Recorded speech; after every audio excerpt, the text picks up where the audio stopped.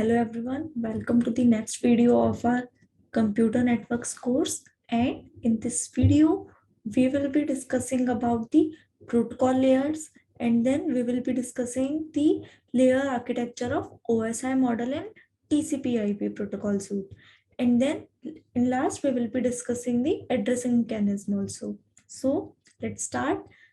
Firstly we will be starting with the protocol layers.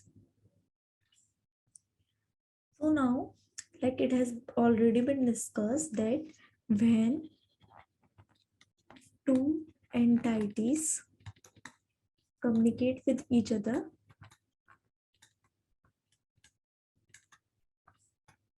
then we need some protocols for the effective communication between two entities, right? Now, if this communication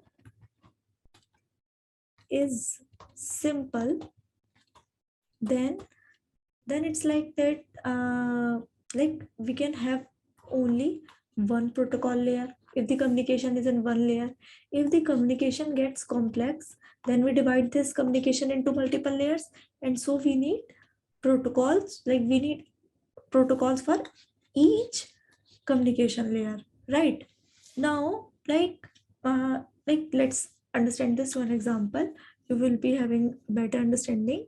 Then let's say there are two people, one is X and another is Y, right? Now X can only speak in German, while there is Y who can only speak in French, right? Now the thing is that they both are present in the they both are present in one common meeting, and now they both want to discuss something. Now the thing is that they both don't share a common language to communicate with. So X and Y communicate with each other in sign languages, right? Now in this case, as they both were present in the same room, so the communication was quite simple, right? The communication was in one layer only, right? So now after few days, X and Y, they both are in different cities now, right? Now they both want to communicate with each other.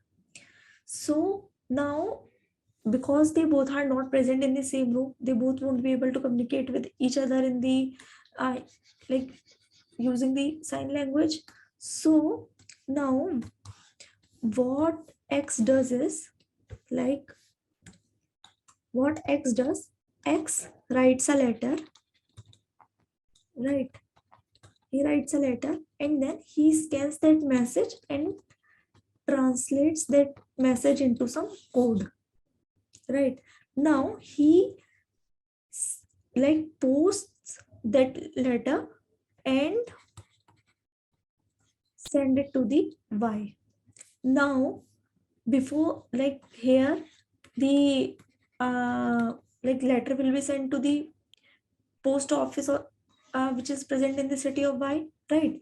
Now from the post, this when Y receives this letter, he uses the translator machine to convert this code language into the language which he understands, right? Let's say he was speaking in French and he knows only German.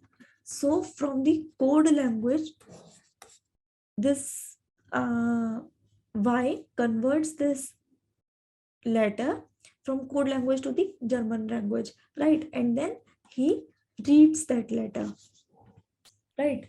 So in this case, you can see that the communication was quite complex. There are three layers. Firstly, X is writing the letter, then that letter is getting translated into some code, and then he sends that letter, right? And in the reverse direction, Y is getting that letter, right?